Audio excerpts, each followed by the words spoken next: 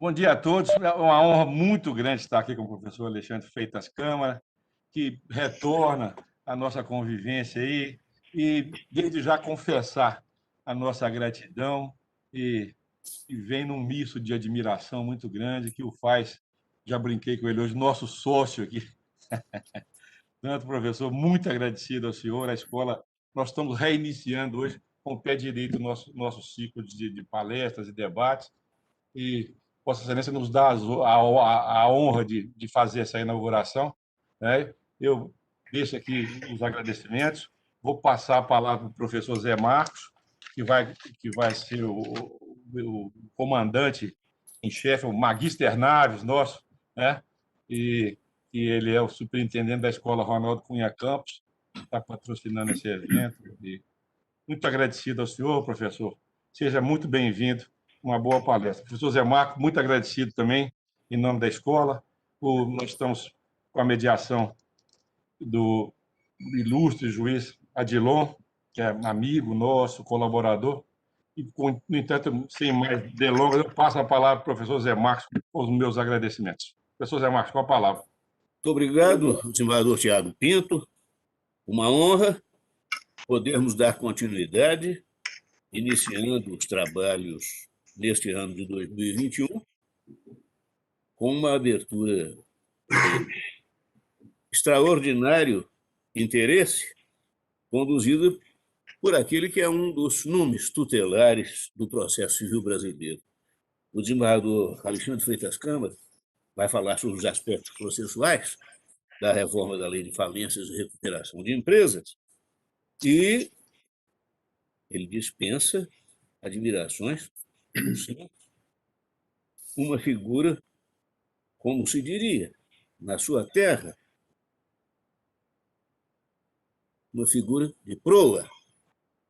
Nós aqui não temos oceano, estamos aqui contidos nas montanhas, mas vou apresentar o breve, resumido currículo, porque não poderia ser detalhado, ficaríamos com o tempo todo da conferência tomado pela declinação dos seus títulos.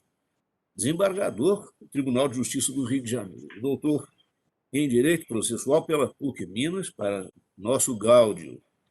Professor adjunto de Direito Processual Civil na Escola de Direito do Rio de Janeiro, da Fundação Getúlio Vargas. Professor emérito e coordenador de Direito Processual Civil da Escola da Magistratura do Estado do Rio de Janeiro, EMERGE. E presidente do Instituto Carioca de Processo Civil. Depois conversarei com o professor Alexandre a respeito desta palavra carioca, sobre a qual eu tenho 3 explicações. Mas isso, evidentemente, fica para outra oportunidade.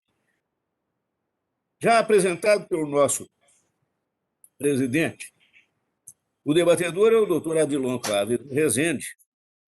Tem também um maravilhoso currículo. Foi nomeado juiz de direito substituto em 1998 em Minas Gerais, tendo atuado nas comarcas de Belo Horizonte, como juiz substituto cursando a EGF, e cooperando em Contagem, Unai, primeira comarca, como juiz substituto, Várzea da Palma, juiz substituto e depois titular, e posteriormente titular da primeira vara, Ribeirão das Neves, em que foi titular da primeira vara criminal e do Tribunal do Júri, Sete Lagoas, em que foi titular da segunda vara criminal de execuções penais e precatórias criminais, e, atualmente, é o titular, como havia dito há instantes atrás, mas antes do início da palestra, da segunda vara empresarial de Belo Horizonte.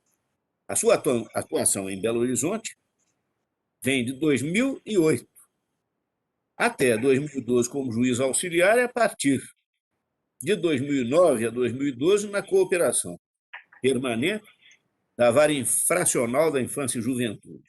Tomou posse em 2 de julho de 2012 no cargo de juiz titular da Terceira Vara Civil da capital e no cargo de juiz auxiliar da Corregedoria Geral de Justiça até 2016. Atuou na Corregedoria Geral de Justiça, em que foi responsável pela fiscalização do norte de Minas e dos vales do Jequitinhonha, Rio Doce, Mucuri, além do Triângulo Mineiro, Alto Paranaíba e noroeste de Minas, como também em parte da região central do estado.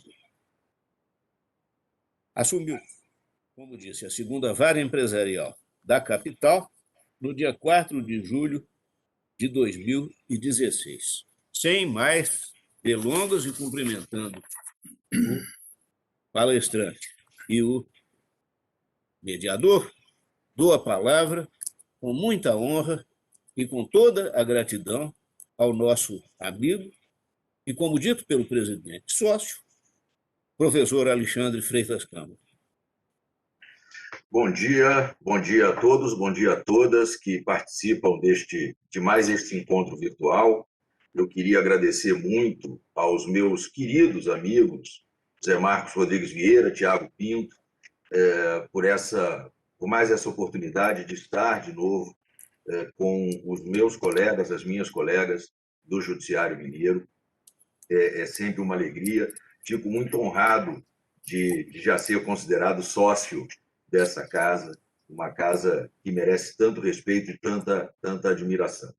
Não posso deixar de cumprimentar o doutor Adelon, que, com a sua presença aqui, certamente vai enriquecer muito os debates e aumentar a minha responsabilidade, porque, afinal de contas, ele é juiz de uma vara especializada na matéria de que nós vamos tratar. E eu sou aqui um pobre generalista que se dedica ao estudo do processo civil.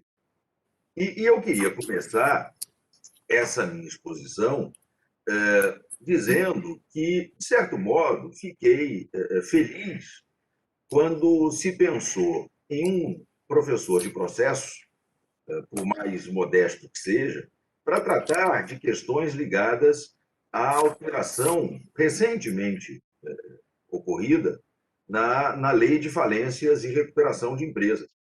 Porque, a rigor, falência e recuperação são processos. Nós falar de falência e falar de recuperação é falar de processo. Só que no Brasil, sabe-se lá por quê, não se criou, historicamente não se criou essa cultura de os processualistas se dedicarem ao estudo da recuperação e da falência, como antes da velha concordata. Diferentemente do que acontece em outros países. É clássica, por exemplo, a obra sobre falências de Salvatore Sata, um dos grandes processualistas italianos de todos os tempos, um jurista cuja obra, sem dúvida, se ombreia com os grandes nomes da ciência processual italiana, Giovenda, Carnelucci, Liebman. Sata dedicou toda uma obra de muito fôlego, ao estudo da falência. Na doutrina processual alemã contemporânea, o tema é objeto de estudo dos processualistas. Peter Gottwald, por exemplo, se dedica muito ao estudo da falência. Burkhard Hess também. Nos Estados Unidos, o tema das insolvências e falências, como eles chamam, tem sido objeto de estudo por processualistas há muito tempo.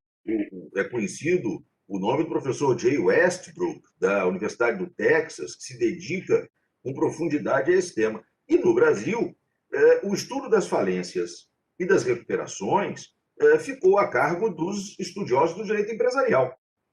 E é claro que eu não pretenderia tirá-los desse estudo, evidentemente que não, mas me parece que nós deveríamos mesmo ampliar esse diálogo. E esta lei, 14.112, de 24 de dezembro de 2020, uma lei que é um verdadeiro presente de Natal, ela tem proporcionado pelo menos o início desse diálogo. Eu tenho visto muitos estudiosos do processo civil se dedicando a analisar essa lei e a tentar estabelecer um diálogo com os especialistas e as especialistas da área do direito empresarial, para que a gente possa, então, buscar uma interpretação que harmonize as ideias que vêm de ambos os lados e permita uma melhor aplicação dessas inovações trazidas pela lei. É claro que nem tudo de que trata a Lei 14.112 é estritamente processual. Há questões ali que são de direito material, né, do direito material das empresas em dificuldade, para usar a expressão do professor Márcio Guimarães. Mas há muitas questões processuais, né, tantas que certamente não caberiam numa exposição de alguns minutos, e eu, então, selecionei alguns pontos que me pareceram mais interessantes, mais importantes, para que a gente possa, pelo menos, suscitar aí alguma reflexão e algum debate acerca desses aspectos processuais da Lei 14.112 de 2020, que entrou em vigor agora, já em 2021, no dia 23 de janeiro de 2021.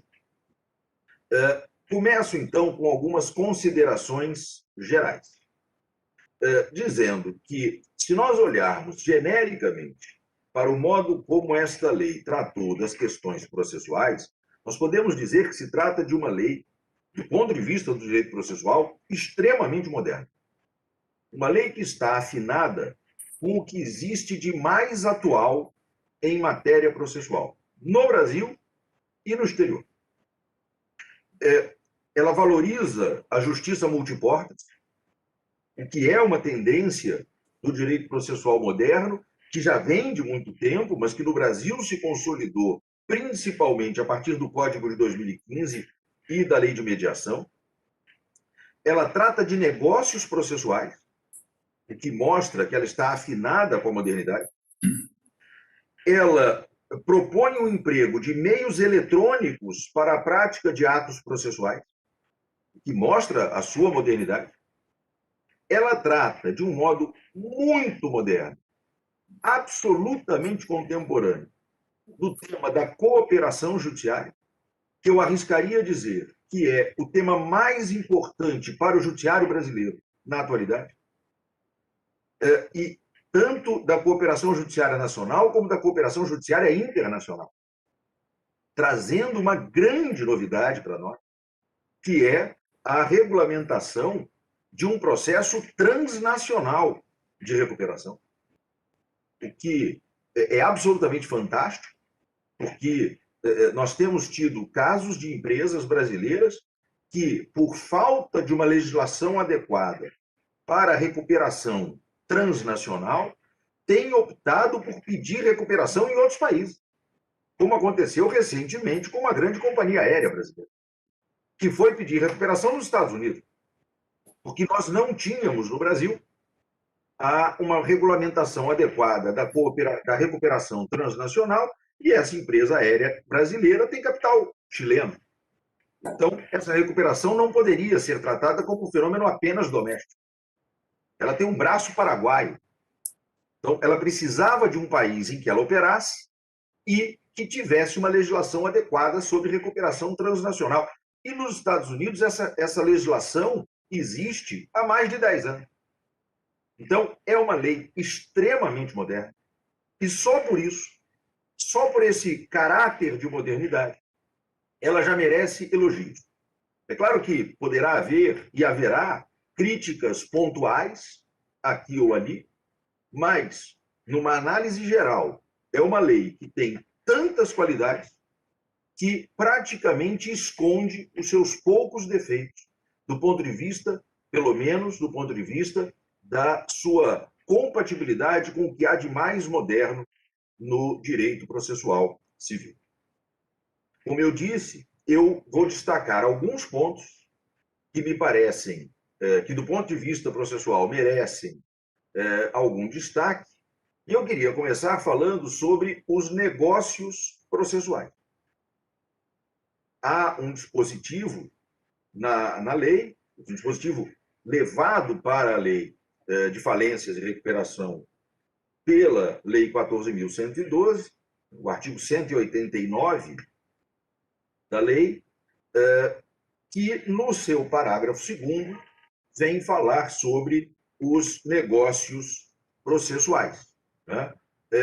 Então, o mero fato dela falar de negócios processuais já é algo elogiável. O parágrafo 2º do artigo 189 da Lei de Falências e Recuperação de Empresas passou a dizer assim: para os fins do disposto no artigo 190 do Código de Processo Civil, que, como nós sabemos, é o dispositivo que traz o que se chamou de cláusula geral de negociação processual, a manifestação de vontade do devedor será expressa e a dos credores será obtida por maioria na forma prevista no artigo 42 desta lei. Então, há aqui uma expressa regulamentação do modo como serão tratados os negócios processuais em sede de falência e recuperação. Há uma exigência de que a manifestação do devedor seja sempre expressa, o que significa dizer, portanto, que a lei estabeleceu um critério para a interpretação do silêncio do devedor. Então, nós não podemos usar aquela velha fórmula de determinar que se manifeste o devedor sobre a proposta feita pelos credores, valendo o silêncio como concordância. Não, ao contrário, valendo o silêncio como discordância, porque a manifestação de vontade do devedor sempre deve ser expressa.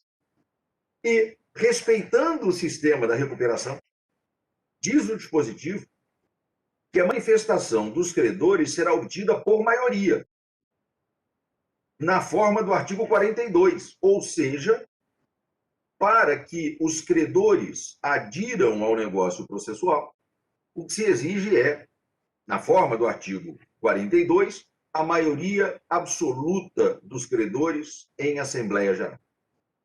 Então, este artigo 189, parágrafo 2º, permite, já que faz alusão ao artigo 190 do CPC, e há aqui até uma curiosa característica, uma curiosa coincidência. No projeto do CPC, o artigo 190 não era 190, era 189. Acabou havendo uma modificação no final, na hora da redação final do texto. Mas até o último momento ele era 189. Virou 190 no CPC, mas é o 189 da Lei 11.101, que veio tratar do assunto. Uma curiosa coincidência. Mas ele permite, então, de forma muito ampla, a celebração de negócios processuais atípicos. Negócios processuais atípicos, já que, como eu disse, há uma remissão ao artigo 190, negócios processuais atípicos na recuperação judicial. Nós podemos pensar aqui em alguns exemplos, e aí, claro, são exemplos que eu me esforcei para imaginar, porque nós agora é que vamos começar a ver, espero eu, nós vamos começar a ver esses negócios sendo celebrados. Nomeação convencional de administrador judicial. Ampliação ou redução de prazos processuais. Contagem dos prazos processuais em dias úteis. E eu depois vou falar dessa questão dos prazos. A forma de se dar publicidade ao edital de divulgação do deferimento da recuperação. As partes podem convencionar, por exemplo, no caso de imaginem, de uma grande concessionária de serviços públicos, de telefonia ou de qualquer outro tipo de serviço, que entre em recuperação, que serão encaminhados por SMS comunicados a respeito da publicação do edital para todos os usuários de linha telefônica daquela concessionária, ou que serão divulgados anúncios por meio das emissoras de TV em determinados horários ou no intervalo de determinados programas para se aumentar a publicidade acerca da divulgação do deferimento da recuperação judicial, porque nós sabemos muito bem que os meios usuais de divulgação desses editais acabam limitando essa divulgação às pessoas que atuam na área jurídica e aos grandes credores, às grandes corporações que têm meios de acompanhar isso. Mas aquele pequeno credor, lá de uma pequena indenização do interior, talvez não tenha grandes acessos, não consiga ter grande acesso a esse tipo de divulgação. Então, por que não negócios processuais para ampliar a divulgação do edital. Então, esse é o primeiro ponto da lei que me parece merecer destaque, a essa expressa referência à possibilidade de celebração de negócios processuais atípicos.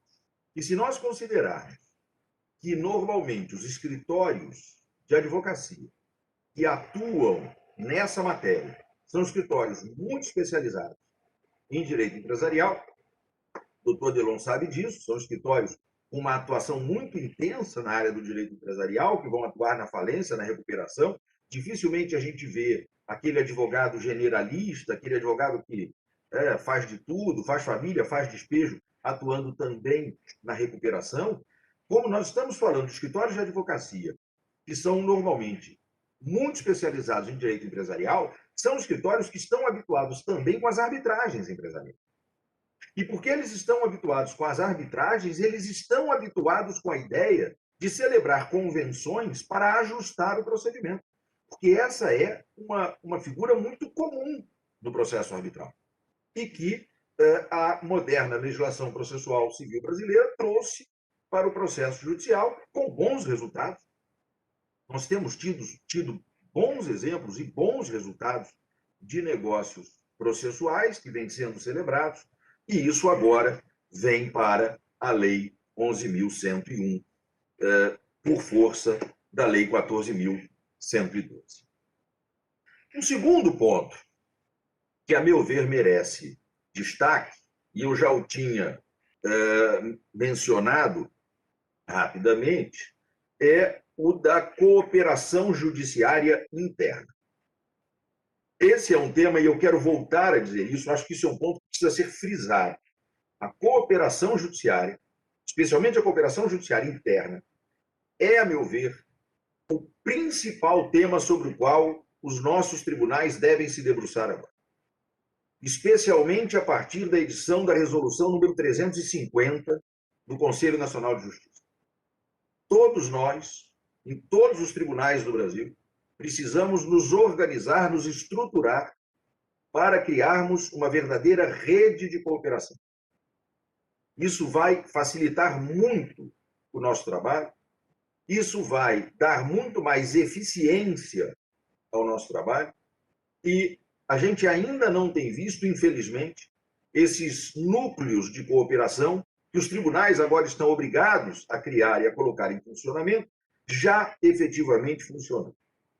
Aqui no meu tribunal, por exemplo, ainda não houve grandes movimentos, embora eu já tenha a notícia de que a nova administração, que tomará posse depois de amanhã, pretende imediatamente implantar esse núcleo, e eu espero que as coisas funcionem bem, porque isso vai nos trazer uma enorme vantagem do ponto de vista da eficiência do sistema processual. Basta dizer, e aqui eu vou arriscar um exercício de futurologia, que daqui a pouquíssimo tempo, carta precatória vai ser um instituto análogo à anticrese, daqueles que existem na lei e ninguém nunca vê. Carta precatória vai cair em desuso. Para que carta precatória? Se o juiz do Rio tem que ouvir uma testemunha em Minas, para que precatória? Se ele pode combinar com o juiz de Minas, que o juiz de Minas intimará a testemunha para comparecer à sala de audiências aí em Belo Horizonte, para ser interrogado pelo juiz do Rio por videoconferência. E não precisa de precatória para isso. Aliás, o CPC e a Resolução 350 dizem que não precisa. Eu posso mandar um WhatsApp para o juiz mineiro, dizendo, olha, preciso de um favor seu. Preciso ouvir uma testemunha que mora aí em Belo Horizonte. E por isso nós precisamos da figura do juiz de cooperação, que é quem vai receber esse WhatsApp. Ou vai receber o e-mail, ou vai receber, de alguma maneira, o comunicado. E nós podemos ter uma grande rede nacional de cooperação. Este é o tema do momento para o judiciário e para o processo civil brasileiro. Pois a Lei 14.112, ela está muito afinada com esta ideia de cooperação judiciária interna, por conta do que dispõe os parágrafos 7º-A e 7º-B do artigo 6º da lei. O artigo 6º, parágrafos 7º-A e 7º-B. Do que tratam esses dispositivos? Eles tratam daquele caso em que foi deferida uma recuperação, mas há um determinado processo que não foi suspenso pela recuperação. Nós estamos falando daqueles processos, portanto, que não são suspensos pela recuperação. E aí, o que diz a lei? Que se neste processo, que não foi suspenso, tiver sido determinada a constrição de um bem da empresa em recuperação, será necessário que o juiz que determinou essa constrição comunique o fato ao juízo da recuperação. E o juízo da recuperação deverá suspender a constrição sempre que ela recaia sobre bens de capital essenciais à manutenção da atividade empresarial durante o chamado stay period, que é aquele período da suspensão das execuções. Mas veja, o juiz da vara civil determinou a constrição de um bem, comunicou ao juiz da vara empresarial, onde tramita a recuperação, e o juiz da vara empresarial diz: não, mas esse bem é essencial. Sem esse bem, a atividade empresária para. Então, eu estou suspendendo a constrição. Mas como é que fica o credor, o outro credor? O credor lá daquele outro processo que não ficou sujeito ao stay period e está se desenvolvendo. Pois bem, aqui é que vem a cooperação. O que é que diz a lei? Que no momento em que o juízo da recuperação suspende a constrição, ele fica com o dever de indicar outro bem para suportar a constrição. Então, eles atuam em cooperação. O juiz da recuperação diz: olha, esse bem que você mandou apreender, não, mas tem esse outro aqui, que o juiz da recuperação conhece, e o juiz lá da outra execução possivelmente não conhece. Tem este outro bem aqui que pode sofrer a constrição e que não vai prejudicar a atividade empresária. E isso nos remete ao artigo 805 do Código de Processo Civil, que é o dispositivo que traz aquela conhecida disposição normativa, segundo a qual, havendo mais de um modo de se proceder à execução, ela deve se fazer do modo menos oneroso possível para o devedor. Então, o parágrafo 7º-A do artigo 6º da lei passou a dizer isso expressamente, inclusive com referência expressa ao artigo 69 do CPC, que é o artigo mais importante da cooperação judiciária, e ao artigo 805, ao já mencionado artigo 805 do Código de Processo Civil. E o parágrafo 7º-B reproduz essa mesma ideia para as execuções fiscais. Reproduz a mesma ideia para as execuções fiscais, que, como nós sabemos, não se submetem ao regime da recuperação. De novo, com referência ao artigo 69 e ao artigo 805 do Código de Processo Civil. Então, isso resolve um problema prático. Isso realmente resolve um problema prático. Porque a execução que não está sujeita ao stay period vai poder continuar tramitando, vai haver a constrição de bens, mas vai haver a possibilidade de o juiz da recuperação trocar esse bem que foi apreendido, que foi constrito, por um outro bem, de modo a assegurar a continuação da atividade empresária e fazer com que a execução, que tramita em outro juízo, não no juízo da recuperação, se desenvolva da forma menos onerosa possível para o devedor. Isso se afina com absoluta perfeição com o que dispõe o artigo 69 que está citado expressamente na lei, artigo 69, parágrafo 2º, inciso 4º do Código de Processo Civil. Porque o artigo 69, parágrafo 2º, inciso 4º, diz que, através da prática de atos de cooperação, que sejam atos concertados entre os juízos cooperantes, uma das formas de cooperação é a chamada cooperação por concertação, os atos, através de atos concertados, diz o Código de Processo Civil, deve-se buscar a recuperação e preservação de empresas. Está expresso lá no artigo 69, parágrafo 2º, inciso 4º do Código de Processo Civil. Então, vejam aí, de novo, o afinamento perfeito entre o Código de Processo Civil e a Lei 14.112.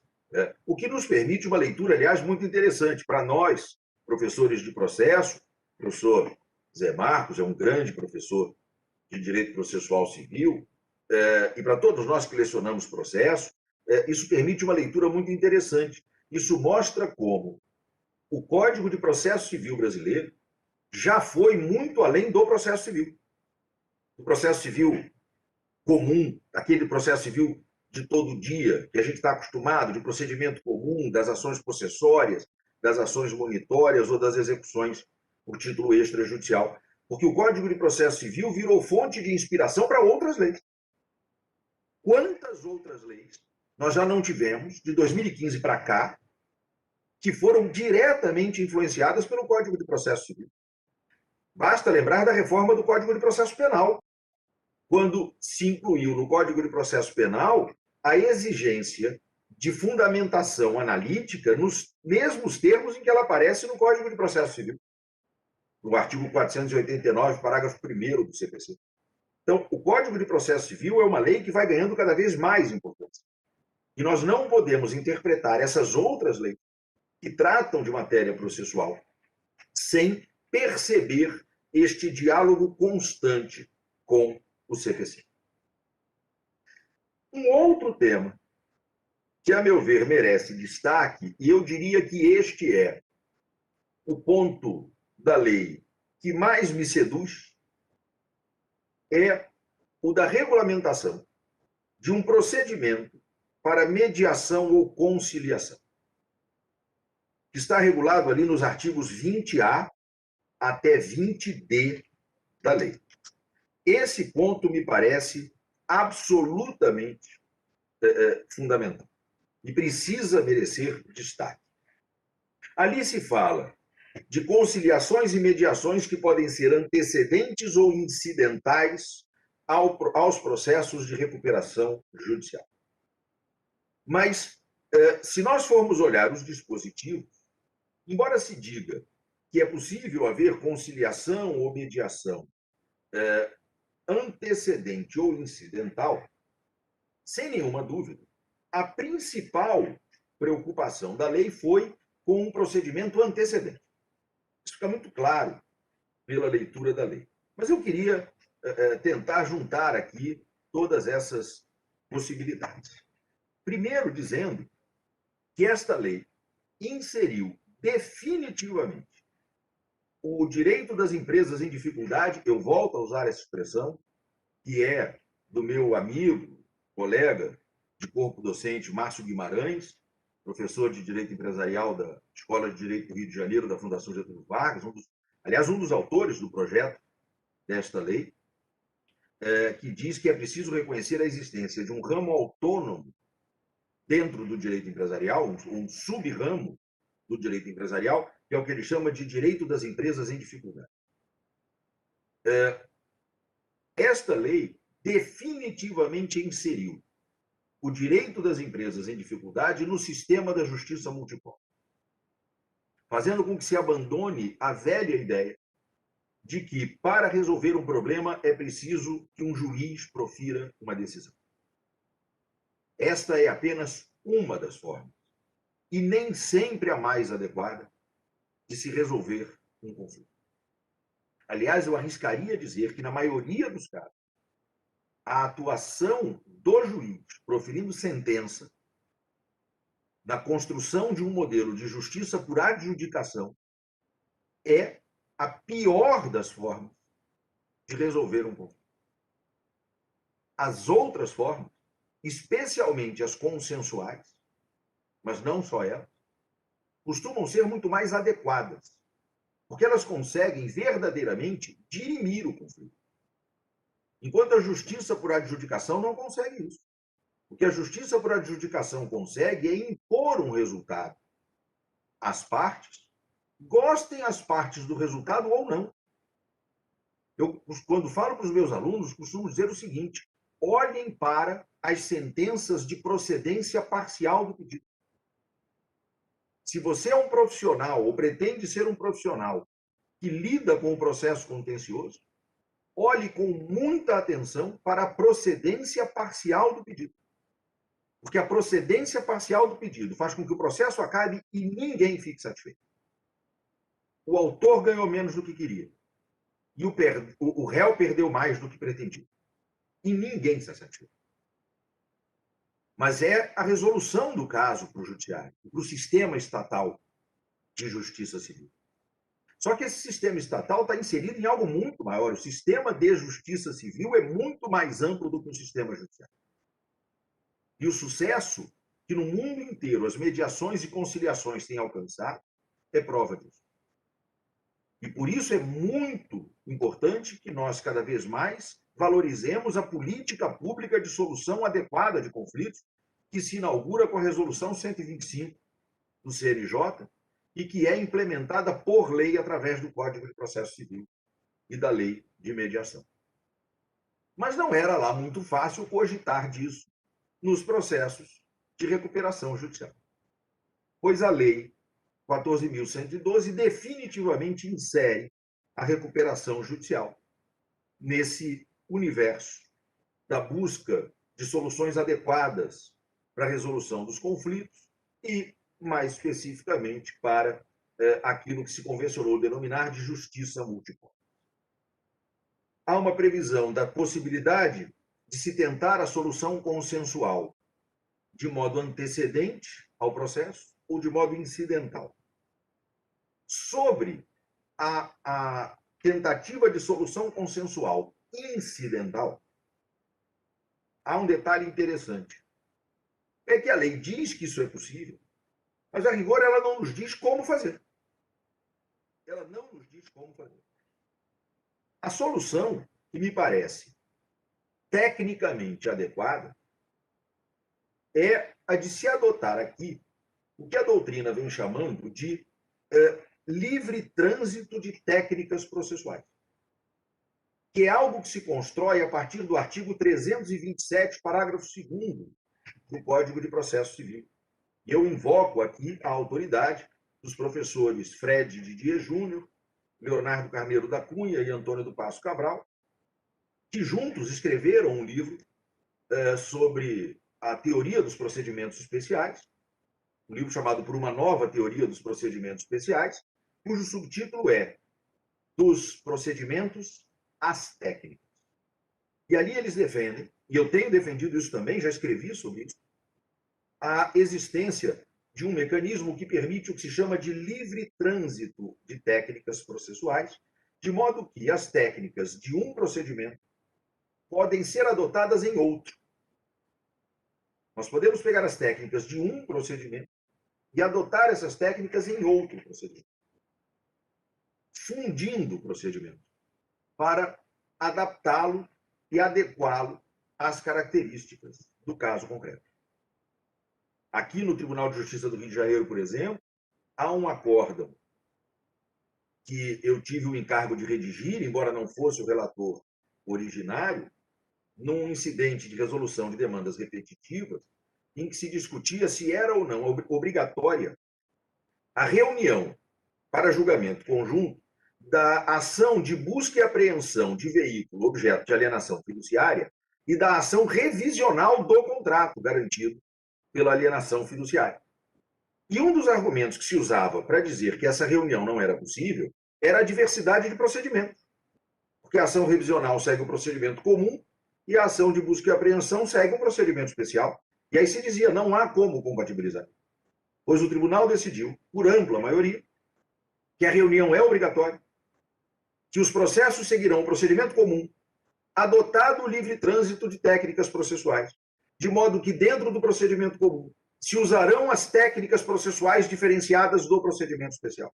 E o acórdão diz exatamente como fazer, para orientar os magistrados, admitindo-se, por exemplo, no procedimento comum, a liminar de busca e apreensão, admitindo-se no procedimento comum a consolidação de propriedade do veículo, que são técnicas processuais específicas do procedimento especial, mas elas transitam entre procedimentos.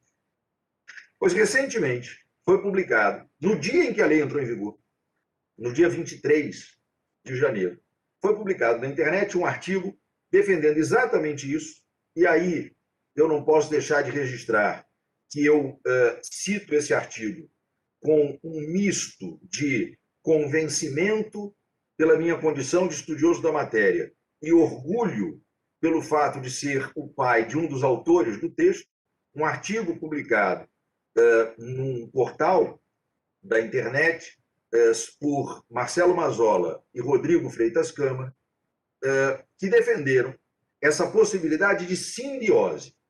E essa palavra simbiose está, inclusive, no título do texto. Essa simbiose entre o procedimento comum e o procedimento da recuperação para se trazer, com as adaptações necessárias para o procedimento da recuperação, o artigo 334 do Código de Processo Civil, que é o artigo que regula a audiência de mediação e de conciliação. E é claro que nós não vamos imaginar que vai ser numa audiência, ali no início do processo, que tudo vai se resolver. Principalmente se nós estivermos falando de grandes recuperações. Mas, se nem tudo pode se resolver, muita coisa pode se encaminhar. Negócios processuais podem ser celebrados. Diretrizes para a elaboração do plano de recuperação podem ser identificadas. Então, nós podemos solucionar muitos problemas com a utilização daquela técnica processual do procedimento comum, que é a realização de uma audiência prévia de conciliação ou de mediação, lá do artigo 334 do CPC, no início do procedimento da recuperação judicial.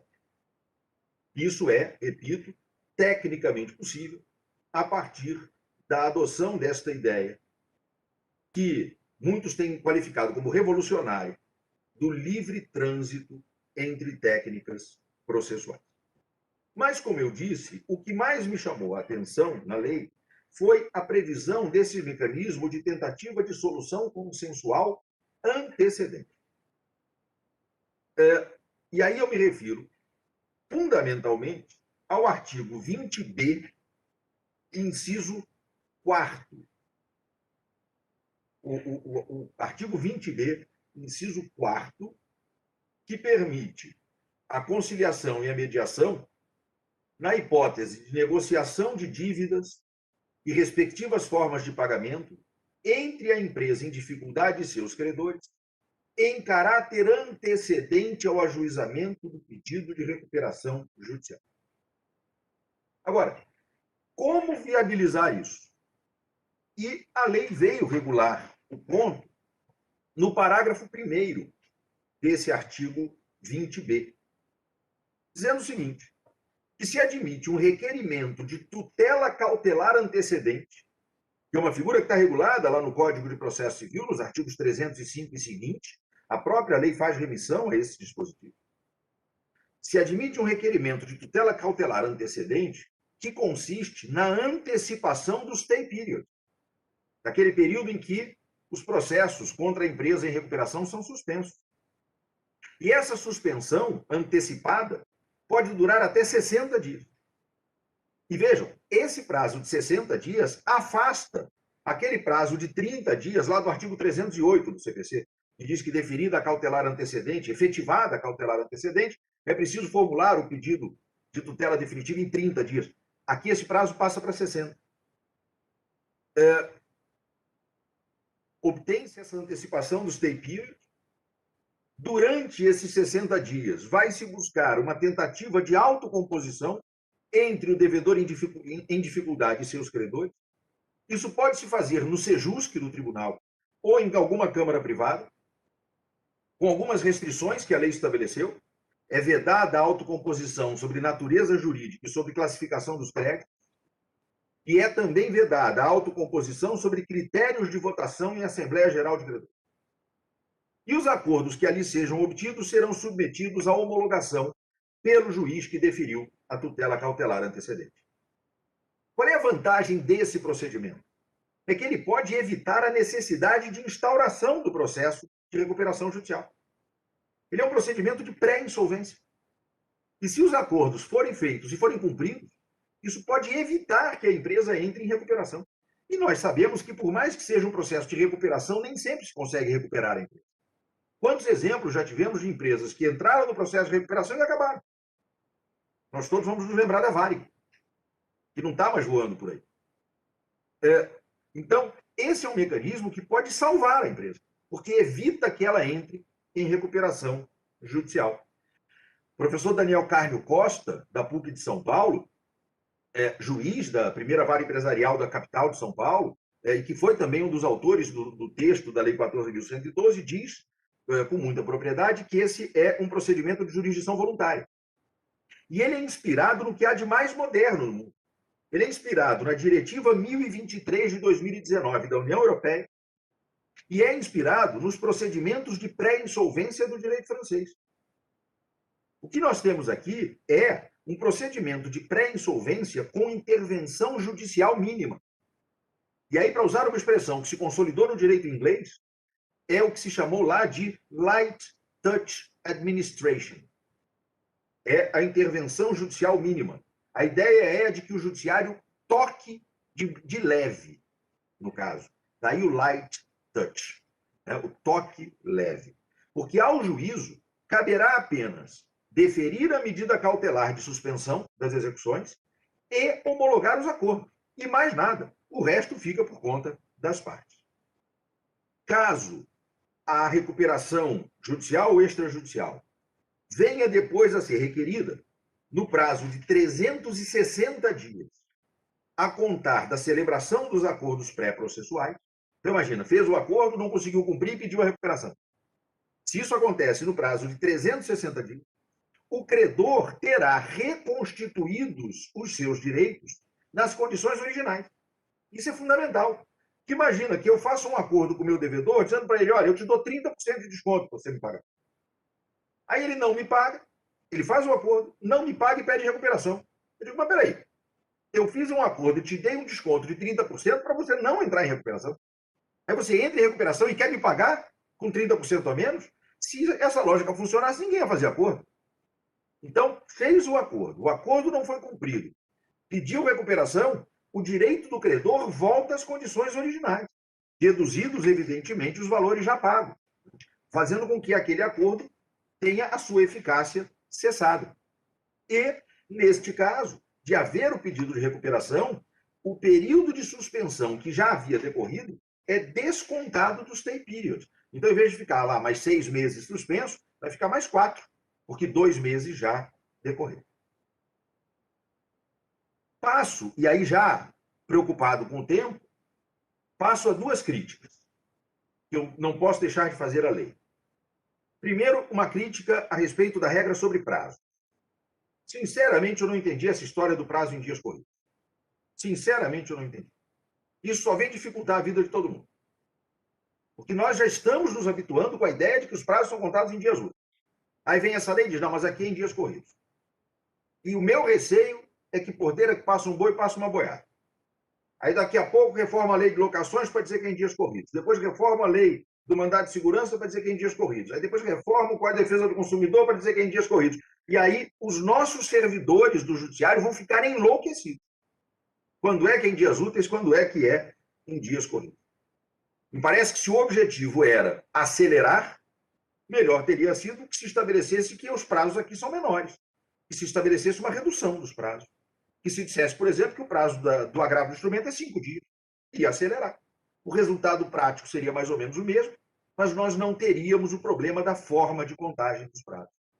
E essa mudança da forma de contagem dos prazos já gerou uma discussão, sobre a qual o professor Daniel Carnio Costa fazia recentemente uma exposição. Como é que fica a questão dos prazos para recurso? E vejam, a lei está em vigor há 15 dias e já tem 3 correntes. Já apareceram 3 correntes sobre prazo para recurso. Tem gente dizendo que é sempre em dias úteis, porque a lei não regula os recursos, então aplicaria o CPC. Tem gente dizendo que é sempre em dias corridos, porque esse é o sistema da lei. E tem gente dizendo que quando se tratar de recurso mencionado expressamente nesta lei, como apelação, agravo de instrumento, em dias corridos. E quando se tratar de recurso que a lei não regule, como recurso especial, aí seria em dias úteis que se aplicaria o CPC. 3 correntes em 15 dias. Imagine daqui a 2 anos como é que isso não vai estar. Para mim, pessoalmente, e eu sou daqueles que acham que a gente aplica a lei não porque gosta, mas porque é lei, eu não gosto da ideia dos dias corridos. Mas é o que está na lei. Para mim, prazo para recurso sempre em dias corridos. Sempre em dias corridos. Por quê? Porque o artigo 189-A desta lei, o artigo 189-A desta lei, faz expressa alusão aos recursos. Ele equipara para a sua disciplina os processos que a lei regula e os respectivos recursos. Então, me parece que a melhor interpretação é que considera que sempre o prazo correrá em dias corridos nos recursos regidos por esta lei. É também a opinião do professor Daniel Carnio Costa. A outra crítica é uma crítica terminológica. O artigo 69G da lei faz uso de uma expressão que é consolidação processual. Consolidação processual. Eu confesso que não entendi o que houve com a velha e boa expressão litisconsórcio. Porque, a rigor, é disso que se trata. O que a lei chama de consolidação processual é um litisconsórcio ativo, facultativo e simples. Nada mais, nada menos do que isso. E aí, chegando ao último tópico da minha exposição, e tentando ficar dentro do prazo ou extrapolar o mínimo possível, o último tópico é o referente a um novo caso de ação rescisória que esta lei criou. O artigo 159-A da lei, o 159-A, criou um novo caso de ação rescisória. A sentença que declara extintas as obrigações do falido somente pode ser desconstituída por ação rescisória, diz a lei, e eu cito entre aspas, caso se verifique que o falido tenha sonegado bens, direitos ou rendimentos de qualquer espécie anteriores à data do requerimento a que se refere o artigo 159 desta lei, que é exatamente o requerimento de declaração de extinção das obrigações do falido.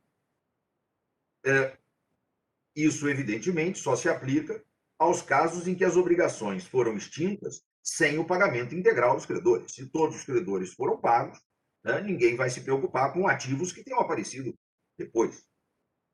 É uma hipótese, a rigor, muito parecida com aquela da ação rescisória fundada na descoberta de prova nova. Porque aqui também nós cogitamos de algo que já existia, bens, direitos ou rendimentos, que já existiam, mas só foram descobertos depois do trânsito em julgado da sentença. E aí, então, se admite a ação rescisória. O curioso é que o parágrafo único desse artigo diz que o termo inicial do prazo de decadência do direito à rescisão, o termo inicial daquele prazo de 2 anos, é a data do trânsito em julgado da sentença. Não diz o que diz o 975 do CPC. Trânsito em julgado da última decisão proferida no processo. E isso pode gerar aqui um risco de que nós tenhamos também aqui formas diferentes de contagem desse prazo. Mas eu faria aqui mais um exercício de futurologia.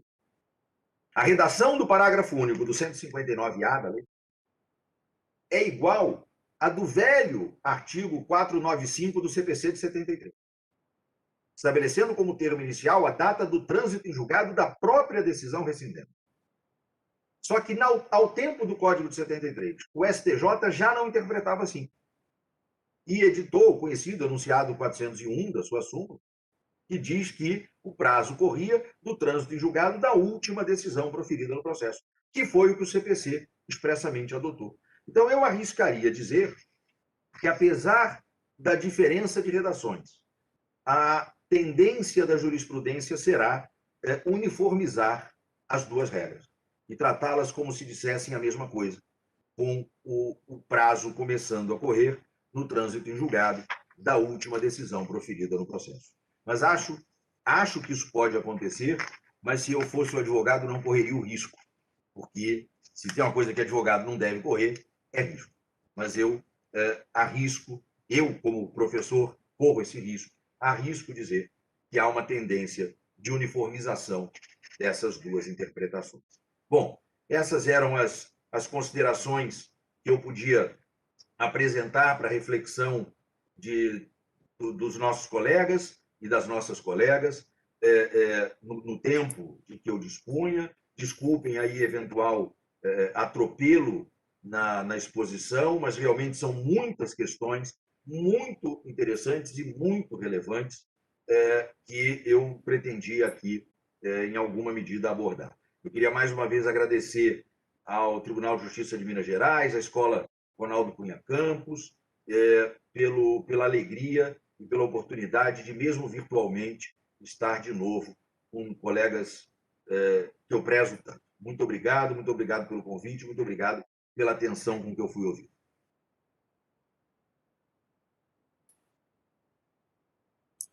Nossos cumprimentos à brilhante exposição do professor Alexandre Freitas Câmara, que superou de muito, em razão da sua notável capacidade, a expectativa que tinha, logo conhecendo o seu imenso conhecimento.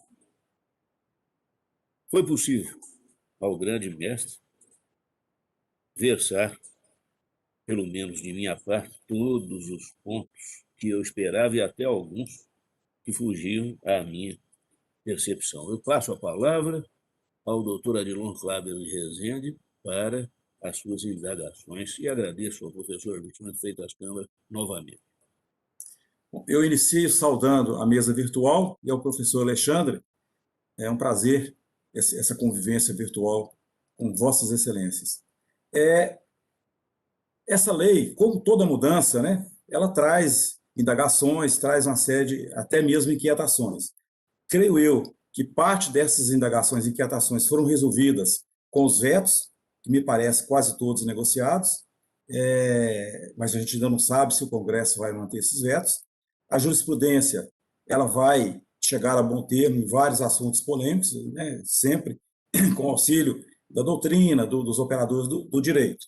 Isso é muito, acho que, tranquilo. A gente vai ter. E a própria produção legislativa, com o tempo, também vai acabar de ajustar. Mas eu compartilho do mesmo entusiasmo externado pelo professor Alexandre, da boa nova que foi a Lei 14.112, com as inovações que ela trouxe, as mudanças, e ela harmonizou muito bem com a Lei 11.101, que ela se propôs a mudar, e é um avanço muito grande, uma inovação, uma modernização dessa legislação e que muito vai ajudar a todos nós que operam essa área aí do direito concursal, do direito de insolvência. Vários institutos já estavam sendo, na prática, utilizados, como, por exemplo, a insolvência transnacional. A gente tem, tanto aqui em Belo Horizonte como no país inteiro, experiências desse sentido, mas a gente tinha uma carência muito grande de legislação para poder resolver essas questões, né? Mas já era uma prática. Em boa hora, ela veio regulamentar e trouxe um caminho bastante claro e creio que ainda será mais aperfeiçoado. E várias outras situações, a própria mediação, que já era uma recomendação do CNJ e já uma previsão do CPC, que sempre se aplicou de forma supletiva, e agora é uma coisa, um instituto previsto expressamente que vai muito nos ajudar. E eu tenho o mesmo entusiasmo do professor Alexandre em relação à mediação. E digo mais, a mediação ela vai se aplicar também à questão de falência. E a experiência nossa do dia a dia mostra, especialmente nos casos em que ocorreram incidentes de extensão de falência, cria-se um litígio muito forte. Eu não vejo uma facilidade para se resolver na questão judicial apenas, né? A mediação vai ser fundamental. Eu pretendo, na segunda vara empresarial, utilizá-la ao máximo. Sou entusiasta também da própria arbitragem, enfim. Mas como o nosso tempo aqui já está, parece que até esgotado, a gente está ultrapassando, eu quero deixar ao professor duas indagações, minha mesmo, e apresentar aqui de um colega do interior. Eu estou me reportando, uma das questões é a extinção das obrigações do falido depois de 3 anos da decretação da falência. O artigo, se não me engano, 158, parágrafo 5º, inciso 5º, ele não é muito claro nessa definição. Creio que a jurisprudência vai se debruçar sobre isso e vai ter uma solução melhor. Mas é uma preocupação. Por exemplo, na questão da extensão dos efeitos da falência, quando você tem que rastrear ativos no exterior, né? A cada dia mais sofisticados para blindagem de patrimônio, às vezes levam muitos anos para isso. E mais, nesse caso aí da extensão dos efeitos da falência, quando, e normalmente são decisões antecipatórias e não definitivas, quer dizer, esse prazo vai contar a partir da decretação da falência original ou da extensão dos efeitos da falência para esses agentes estendidos, empresas, sócios, etc. Essa é uma preocupação que eu tenho. E acho que o dispositivo também ele pega aí por alguma questão de erro técnico também, mas, enfim, nada que não se resolva ao longo do tempo, até mesmo com o suplemento jurisprudencial. Outra questão que eu quero colocar para o professor agora não se exige mais a publicação, o senhor até abordou essa matéria, mas não se exige mais a publicação dos editais nos jornais de grande circulação, que pode ser objeto do negócio jurídico, do negócio processual. Porém, a lei ela tirou a previsão expressa, até mesmo para a realização de ativos, quando você vai transferir alguma coisa por meio de edital. Porque a minha indagação será o administrador judicial, a administração judicial, terá que ter esse sítio? O sítio agora é obrigatório, né, para acompanhar o processo, até para as habilitações. Aliás, em boa hora também regulamentou de forma muito clara a habilitação administrativa do crédito, quer dizer, ou seja, sobrará para o judiciário nessa questão, irá ao juízo apenas aquelas questões de muita polêmica, né, que não resolvida de forma administrativa, mas o administrador judicial ele tem aí uma participação muito grande que a lei permitiu a ele, e no sítio dele que serão publicados esses editais, o CNJ vai criar um sítio próprio, os tribunais terão que criar. Como que fica isso? Fica um pouco de preocupação em relação a isso. E eu trago aqui a pergunta do nosso colega lá da Comarca de Araguari, doutor Pedro Begatti, meu amigo, que ele pergunta se os prazos processuais nos processos já ajuizados se aplica dias corridos ou dias úteis. Eu creio, me permito antecipar, que a exceção do decreto-lei que ainda alcança os processos da sua época pode não ser essa técnica, mas talvez, como a lei ela se aplica imediatamente, eu creio sim, mas gostaria de ouvir a opinião novamente do professor. E ele pergunta: quando fizerem acordo, quem é competente para homologar? O juiz coordenador ou o juiz da recuperação? São as perguntas do doutor Pedro Begatti, de Araguari. Essas são as indagações, professor, que eu gostaria que o senhor, se pudesse, discorrer sobre elas.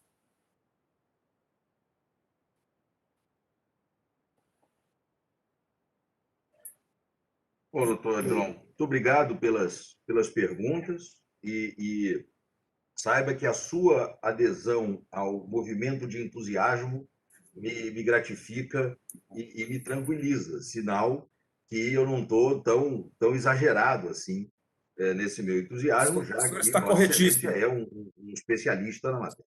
Né? Bom, eu vou começar pelo artigo 158, inciso 5º, que me parece mesmo um dispositivo muito mal redigido. E penso que essa redação ruim é que pode gerar aí problemas. Porque o dispositivo, o 158, fala dos casos em que se vai considerar extintas as obrigações do falido, e ele diz que elas se consideram extintas após o decurso do prazo de 3 anos, contado da decretação da falência. Mas aí ele faz uma ressalva. Ressalvada a utilização dos bens arrecadados anteriormente, que serão destinados à liquidação para satisfação dos credores habilitados ou com pedido de reserva realizado. Então, essas obrigações não estão extintas, né? E provavelmente a gente vai ter uma declaração de extinção de obrigação, havendo mais obrigação não extinta do que extinta. Quer dizer, ficou ruim esse negócio, né? Me parece que a interpretação que se deve dar aqui é que, após os 3 anos da decretação da falência, quem não se habilitou, não formulou pedido de reserva, não pode mais vir. Parece que essa deve ser a interpretação. Mas para aqueles credores que já se habilitaram, ou que pelo menos formularam um pedido de reserva, que podem até estar ainda buscando o reconhecimento dos seus créditos, esses créditos não estão extintos e podem vir a ser satisfeitos. Então, essa é uma questão que me parece que doutrina e jurisprudência resolverão. Mas realmente também não me agrada o texto da lei. Com relação à publicação de editais, evidentemente nada impede que o administrador judicial os publique, ainda que não haja uma determinação nesse sentido, né? Mas publicidade, quanto mais, melhor. Mas o que me parece que será obrigatório será a observância das regras do Código de Processo Civil sobre editais, né? Publicação no site do tribunal e no portal de editais do Conselho Nacional de Justiça, né? Que é o que a gente faz hoje para os editais de citação e intimação em geral. Então, me parece que essa deve ser a regra. Mas um bom negócio processual aqui pode resolver muitos problemas, né? E a gente sempre tem que lembrar que o juiz não é parte do negócio, mas pode sugerir negócio, né? E um juiz que consiga mostrar para as partes as vantagens do negócio processual, né, vai certamente ter o seu trabalho muito facilitado. Porque se as partes ajustam o modo como a divulgação será feita, depois ninguém vai poder dizer que houve nulidade porque não se fez a divulgação adequada. Com relação às perguntas que vieram lá do colega de Araguari, lá do Triângulo Mineiro, com relação aos prazos dos processos já ajuizados. Me parece que, a princípio, nós aplicamos aqui a teoria do isolamento dos atos processuais, até por força do próprio CPC, de modo que a lei, que é processual, se aplique imediatamente e alcança os processos em curso. Não alcança os prazos em curso. Portanto, prazos que já haviam começado a correr antes da lei entrar em vigor, correrão até o seu final pela lei anterior. Mas, porque senão nós estaremos fazendo a lei retroagir. Mas prazos iniciados a partir da vigência desta nova lei deverão ser contados em dias corridos, né? Como se fez, exatamente como se fez quando entrou em vigor o CPC de 2015, né? O que entrou em vigor num dia útil e tinha prazo correndo, tinha prazo que tinha começado 2 dias, 3 dias, 4 dias antes, né? Os prazos que começaram antes da vigência do CPC eram contados em dias corridos, os que começaram depois da vigência do CPC em dias úteis. Aqui é o contrário, né? Aqui os prazos que começaram antes em dias úteis e os prazos que começam depois da vigência da lei em dias corridos.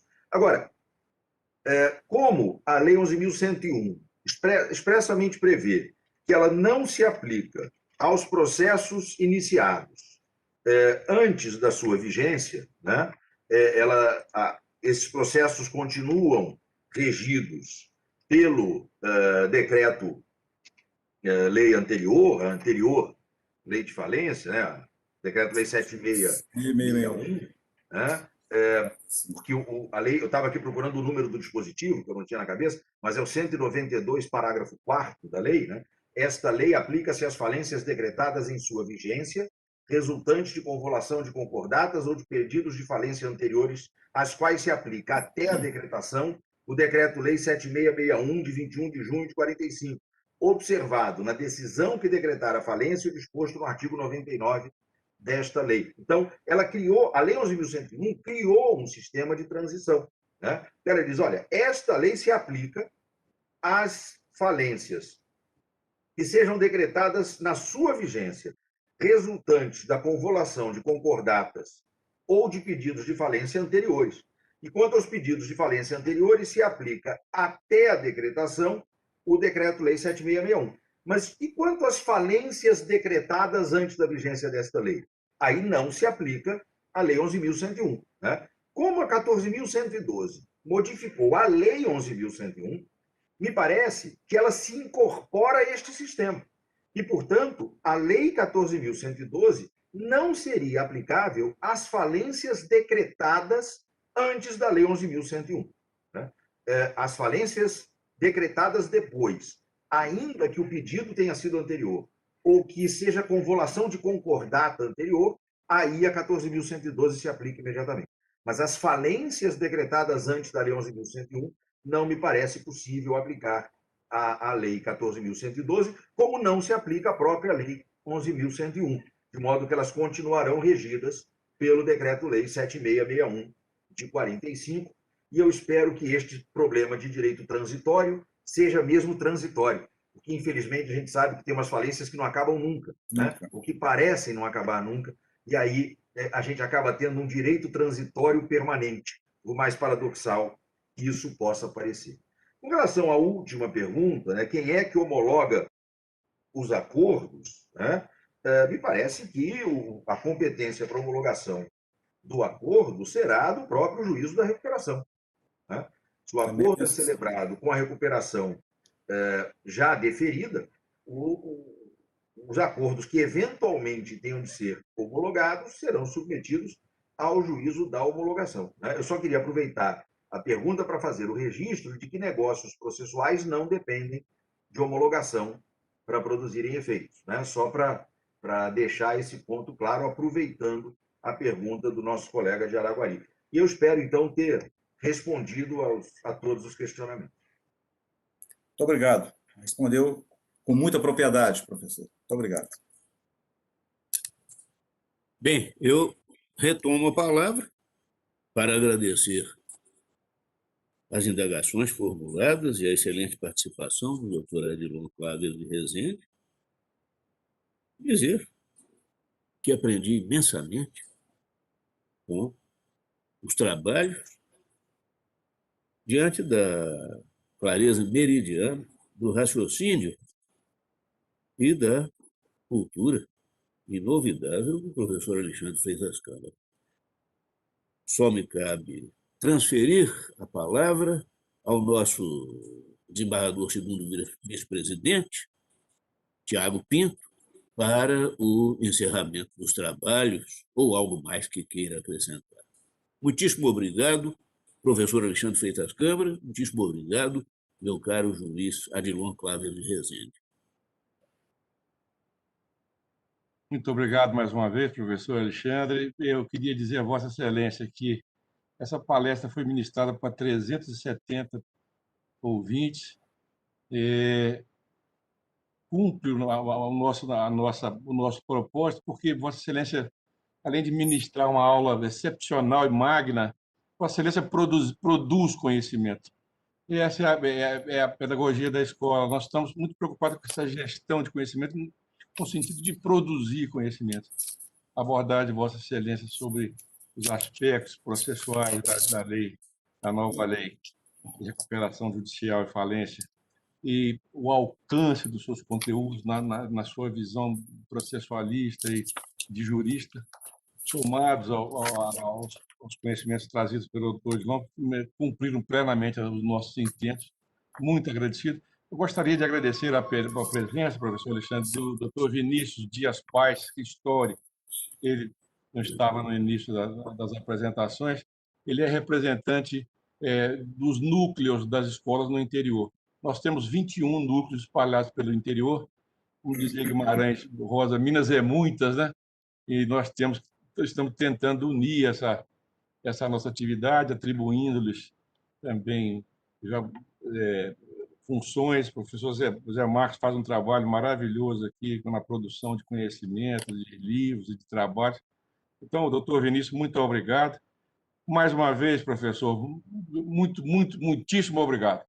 Vossa Excelência colabora com a gente de uma maneira extraordinária e muito compreensiva das nossas necessidades.